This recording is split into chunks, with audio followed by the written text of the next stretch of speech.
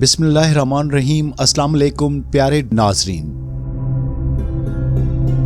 हर दौर में ऐसी आवाज़ें बुलंद होती हैं जो वक्त की हुदूद से बालातर होकर मुतलाशियों को अंधेरों से रोशनी की तरफ और अना के शोर से दिल की पाकीज़गी की तरफ ले जाती हैं।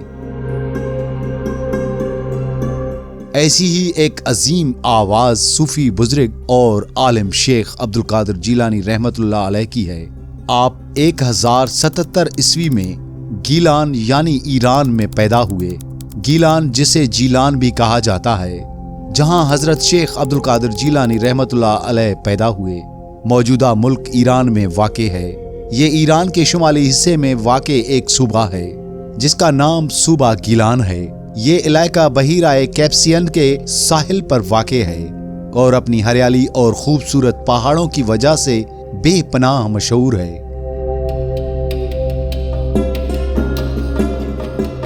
हजरत शेख अब्दुल कादिर जीलानी रहमतुल्लाह अलैह इसी इलाके के एक कस्बे में पैदा हुए। इसी निस्बत से आपके नाम के साथ जीलानी या गीलानी लगाया जाता है और बाद में बगदाद को अपना मरकज बनाया। आपको गौसे आजम यानी सबसे बड़ा मददगार भी कहा जाता है। आपकी किताब जलाए खातिर महज एक किताब नहीं बल्कि रूह का नक्शा है जो हमें दिल को तकब्बुर, मुनाफकत और दुनियावी लगाव से पाक करना सिखाती है। आपके वो 15 सुनहरी असूल जो अपने तुलबा को हमेशा सिखाते थे और उसी पे लाजमी अमल करवाते थे।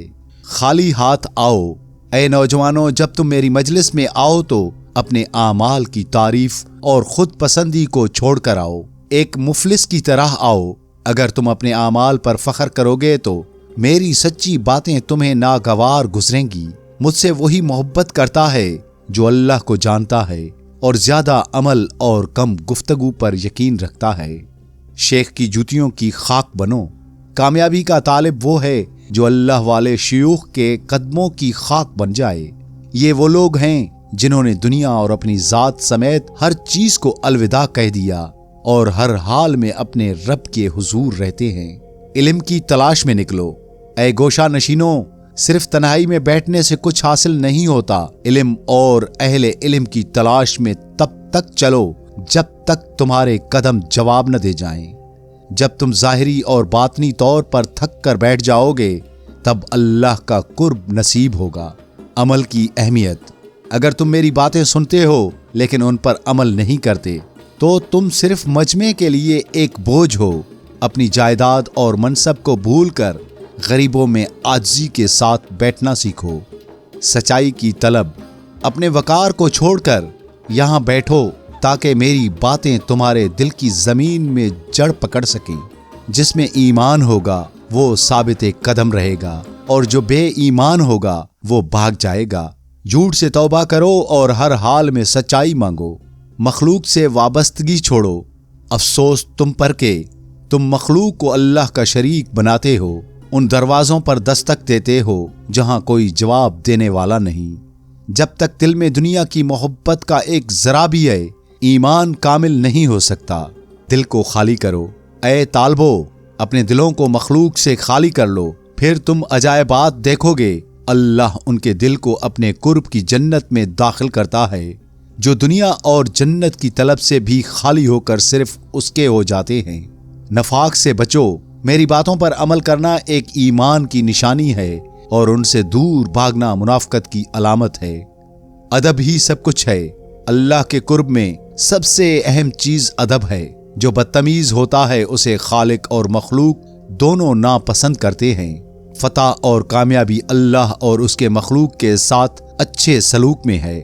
दोस्त और दुश्मन बराबर। मेरे नजदीक दोस्त और दुश्मन बराबर हैं।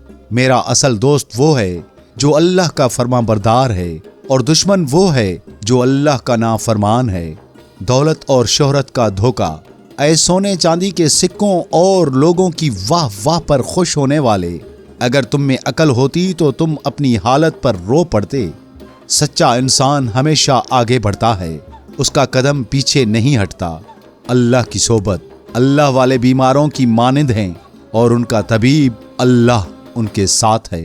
कामयाब होना है तो कामयाब लोगों के पास बैठो। हक को कबूल करो। मेरी बातें कड़वी जरूर हैं लेकिन यही हक हैं। मुनाफिक और नफ्स का गुलाम हक से भागता है। अपने दिल से शकूक निकाल दो ताकि अल्लाह वाले तुम्हें अपनी खिदमत में कबूल कर लें।